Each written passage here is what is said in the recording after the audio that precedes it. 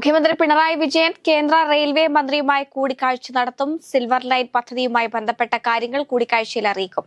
Silver ലൈനായി വീണ്ടും ശ്രമം നടത്താൻ കേന്ദ്ര റെയിൽവേ മന്ത്രി അശ്വിനി വൈഷ്ണവുമായി നടത്തിയ കൂടിക്കാഴ്ചയിൽ സിൽവർ ലൈൻ പദ്ധതിയുമായി ബന്ധപ്പെട്ട കാര്യങ്ങൾ അറിയിക്കും. നാളെ നിതിൻ ഗഡ്കരിയുമായി മുഖ്യമന്ത്രി കൂടിക്കാഴ്ച നടത്തും. നിലമ്പൂർ ഉപതെരഞ്ഞെടുപ്പിനായി PV അൻവർ നൽകിയ ഒരു സെറ്റ് പത്രിക തള്ളി. ഇതോടെ അൻവറിന് തൃണമൂൽ കോൺഗ്രസ് സ്ഥാനാർത്ഥിയായി മത്സരിക്കാനുള്ള സാധ്യത അടഞ്ഞു. എന്നിരിക്കലും അദ്ദേഹത്തിന് സ്വതന്ത്ര സ്ഥാനാർത്ഥിയായി മത്സരിക്കാം.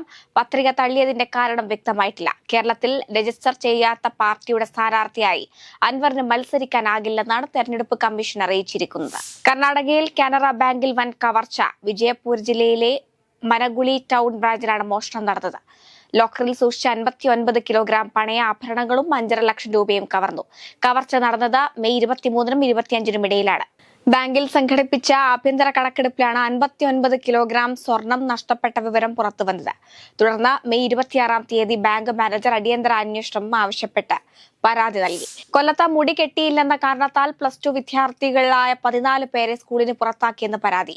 കൊല്ലം ഉമേനല്ലൂർ മൈലാപ്പൂർ AKMHSSലെ വിദ്യാർത്ഥികളാണ് പരാതിയുമായി രംഗത്തെത്തിയത്. ഇന്ന് കട അവധിയായതിനാൽ നാളെ മുടി വെട്ടാമെന്ന് പറഞ്ഞിട്ടും കേട്ടില്ലെന്നാണ് ആരോപണം. മഴ നനഞ്ഞ് സ്കൂളിന് പുറത്തു നിൽക്കേണ്ടി വന്നെന്നും വിദ്യാർത്ഥികൾ പറയുന്നു. വിദ്യാർത്ഥികളുടെ പരാതി അടിസ്ഥാനരഹിതമാണെന്ന് സ്കൂൾ അധികൃതർ വിശദീകരിക്കുന്നു. രാജ്യത്ത് കോവിഡ് കേസുകൾ ഉയരുന്ന പശ്ചാത്തലത്തിൽ മാർഗനിർദ്ദേശങ്ങളുമായി സംസ്ഥാന ആരോഗ്യ വകുപ്പ്. രോഗലക്ഷണമുള്ള എല്ലാവർക്കും കോവിഡ് പരിശോധന നടത്തണം എന്നതുൾപ്പെടെയുള്ള മാർഗനിർദ്ദേശങ്ങളാണ് ആരോഗ്യ വകുപ്പ് പുറത്തിറക്കിയിരിക്കുന്നത്. പൊതുസ്ഥലങ്ങളിൽ മാസ്ക് ഉപയോഗം പ്രോത്സാഹിപ്പിക്കാനും നിർദ്ദേശിച്ചിട്ടുണ്ട്.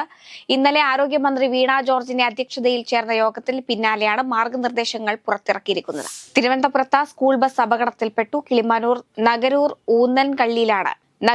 ഊന്നൻകല്ലിലാണ് സംഭവം നടന്നത്. വെള്ളലൂർ ഗവൺമെന്റ് LPSലെ സ്കൂൾ ബസ്സാണ് അപകടത്തിൽപ്പെട്ടത്. റോഡിൽ നിന്നും വയലിലേക്ക് വീഴുകയായിരുന്നു. റോഡിന് വീതിയില്ലാത്ത ഭാഗം ചെരിഞ്ഞ് വയലിലേക്ക് പതിക്കുകയായിരുന്നു.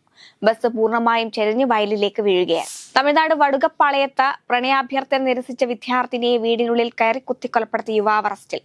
കൊലപ്പെടുത്തിയ ശേഷം യുവാവ് പോലീസിൽ കീഴടങ്ങുകയായിരുന്നു. പൊന്മുത്തു നഗറിലെ മലയാളി കുടുംബത്തിലെ കണ്ണന്റെ മകൾ ആശ്വിക ആണ് കൊല്ലപ്പെട്ടത്. ഉദുമൽപേട്ട റോഡിലെ അണ്ണാനഗർ സ്വദേശിയും സ്വകാര്യ പണമിടപാട് സ്ഥാപനത്തിലെ ജീവനക്കാരനുമായ പ്രവീൺ കുമാറാണ് അറസ്റ്റിലായത്. ഓപ്പറേഷൻ സിന്ദൂറിന്റെ സ്മരണാർത്ഥം ഗുജറാത്തിൽ പാർക്ക് ഒരുങ്ങുന്നു. പാകിസ്ഥാൻ അതിർത്തിയോട് ചേർന്നുള്ള കച്ചിലാണ് പാർക്കിന്റെ നിർമ്മാണം. സിന്ദൂർ വനം എന്ന പേരിലാണ് പാർക്ക് അറിയപ്പെടുക. സായുധ സേനകളോടുള്ള ആദരസൂചകമായാണ് പാർക്ക്. 1.5 വർഷം കൊണ്ട് പാർക്കിന്റെ നിർമ്മാണം പൂർത്തിയാക്കാനാണ് പദ്ധതി. ഇതിനു മുൻപായി വനം വകുപ്പ് അധികൃതർ സ്ഥലം സന്ദർശിച്ചു.